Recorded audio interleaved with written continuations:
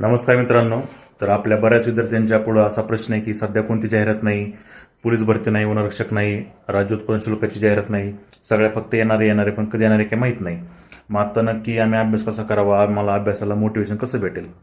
तर बघा, एक्झाम कोणती पण असू द्या, पोलीस भरती, वनरक्षक किंवा दारूबंदीची, तर त्या सर्व एक्झामसाठी काही विषय कॉमन आहेत. म्हणजे GK GS, गणित बुद्धिमत्ता, मराठी व्याकरण आणि शेवटचा वेगळा विषय राहतो म्हणजे इंग्लिश फक्त काही एक्झामला आहे, बाकीच्यांना नाही आहे. तर इंग्लिश सोडून जे बाकीचे सर्व विषय आहेत ते तुम्ही काय करा, आता सध्या फोकस करा, त्याचा जास्तीत जास्त अभ्यास करा.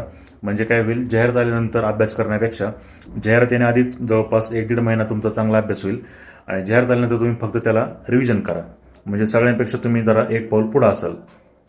त्यामुळं आता जाहिराती वाट बघण्यापेक्षा किंवा ह्याला त्याला विचारण्यापेक्षा की सर जाहिरात कधी येईल, काय येईल, पोलीस भरतीची असू द्या किंवा बाकीच्या कोणत्या भरती असू द्या, तुम्ही मराठी, गणित बुद्धिमत्ता आणि GK GS हे विषय जास्त स्ट्रॉंग करा. म्हणजे तुम्हाला त्याचा फायदा होईल.